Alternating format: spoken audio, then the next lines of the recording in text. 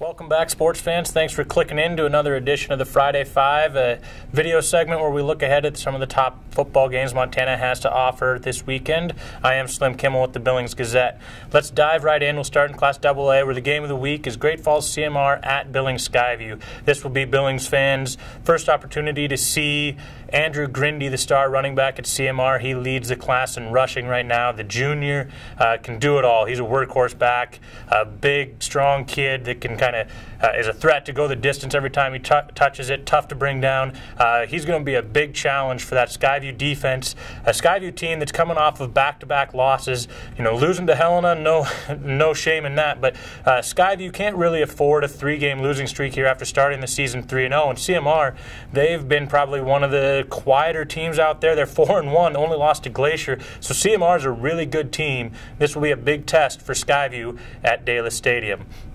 Class A, game of the week here, Dillon versus Butte Central. Butte Central has that win over Billings Central. They beat Corvallis last weekend, so Butte Central is a really good team out there. They're number 5 in the polls this week. Dillon still at number 3 despite that loss to Billings Central. They did beat Laurel at home, a good quality win, the number 1 ranked Laurel Locomotives now.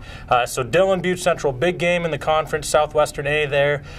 You know, Dillon is one of those teams where every year we expect them to be at the top of the standings. This is a game where Butte Central can make a big statement if they get a win here. That'd be wins over Billings Central and Dillon in the season. Not too many teams can make that claim over the last few years.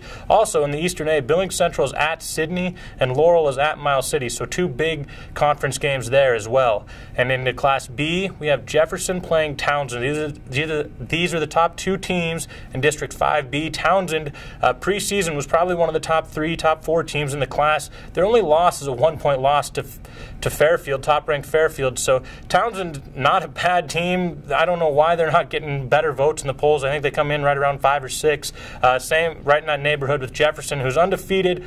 Jefferson probably has the wildest win of the year in that come-from-behind win over Deer Lodge to start the season. Jefferson was down big in that game, came back to win 49-48. So that's a big game, probably the biggest game in the conference District 5B is going to see this season between Jefferson and Townsend.